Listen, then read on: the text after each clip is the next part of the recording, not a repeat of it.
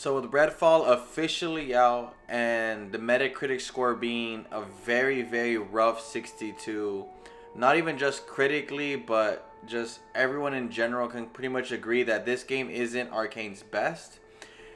It has performance issues, but even besides the performance issues, it's not a fun game from just its fundamental core.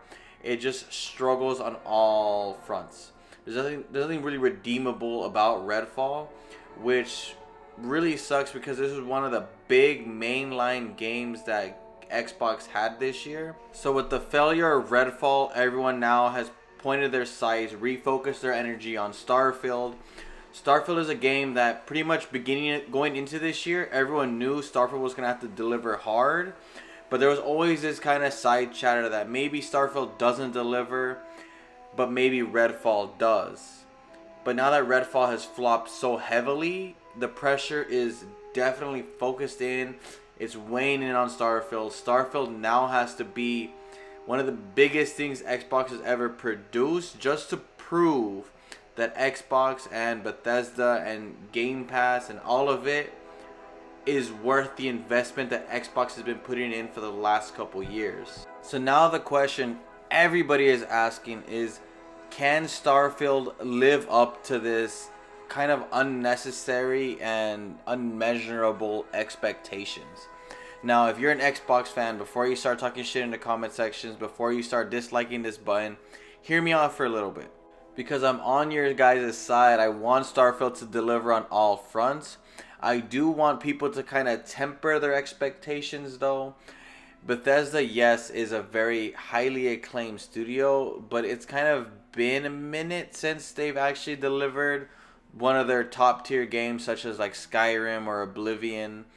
And there's a lot of mystery as whether or not Bethesda can deliver like they once had. And one of my biggest concerns about Starfield being able to deliver is the fact that Bethesda, yes, have delivered some of the best open worlds that gaming has ever seen, but a lot of that is due to the contribution of the modding community. Skyrim, vanilla Skyrim, one of the games that is touted as one of the greatest open worlds, one of the greatest RPGs ever, is only in the state that it's in because the modding community got their hands on it. The modding community took that game to great lengths.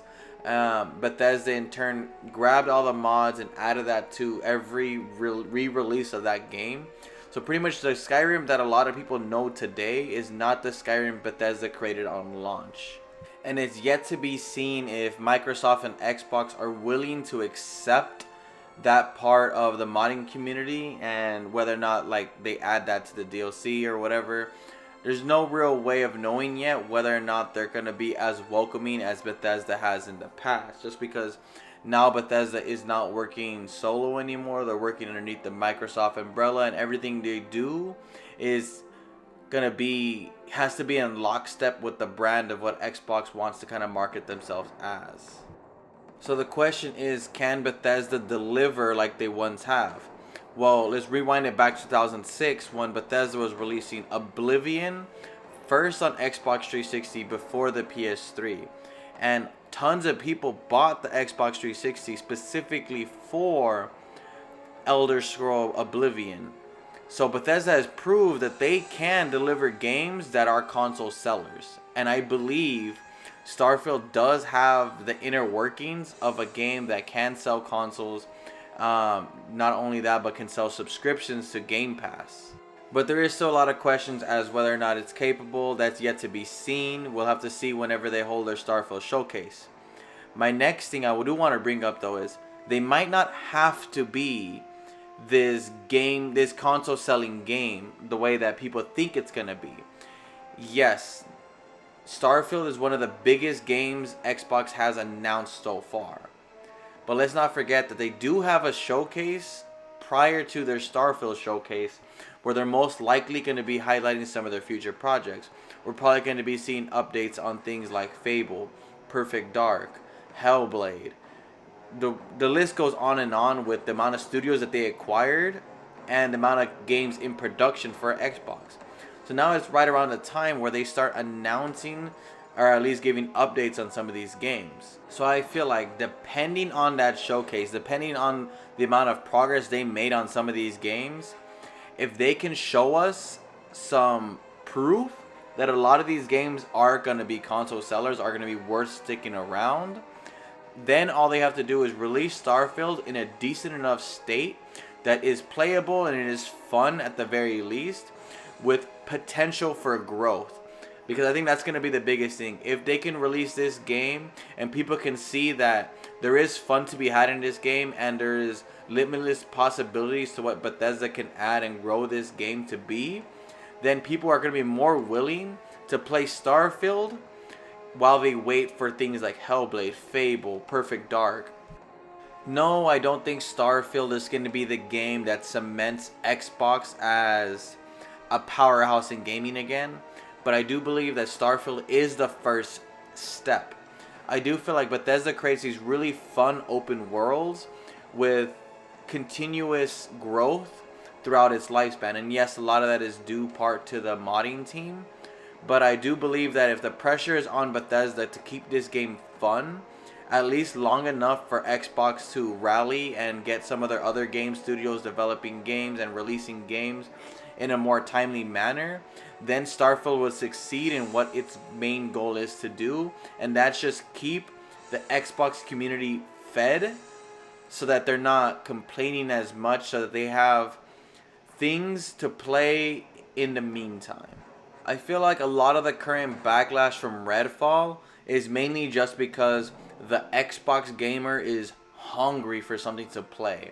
And they were hoping Redfall would be the game that they can play at least somewhat long term until they got something more substantial. Because yes, Xbox has released some games this year like Minecraft Legends and Hi-Fi Rush, which are good games, but they're not games that people really want to play long term. For example, Hi-Fi Rush is what, 20, maybe 30 hours if you're really milking it, and it's a great 20 hours. But after you're done with that, what are you left with?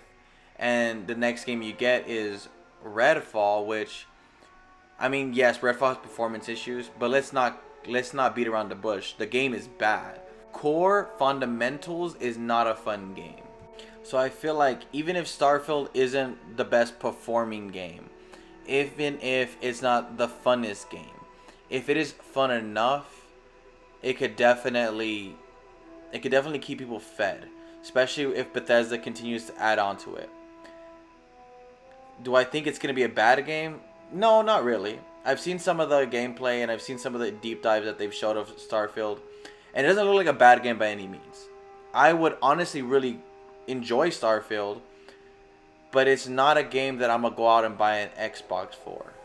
I do believe, however, that if at Xbox's next big showcase, they show us updates or release dates or something substantial for games like Perfect Dark, Fable, or Hellblade, or even some of their other products that they're working on, I do feel like people would be going into Starfield with a bigger hype.